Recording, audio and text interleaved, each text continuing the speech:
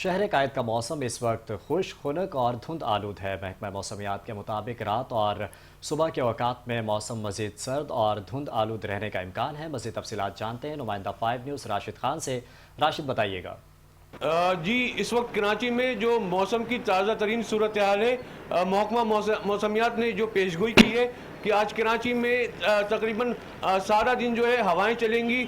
शुमाल मशरिक़ की जानिब से ये तकरीबन 10 किलोमीटर से ज़ायद रफ्तार से ये हवाएं चल रही हैं और कराची में जुज़वी तौर पर जो है बादल भी नज़र आ रहे हैं और धूप जो है बहुत कम है। मौसम खुशगवार है, लेकिन हवा में जो नमी का तनासुब है वो कम है।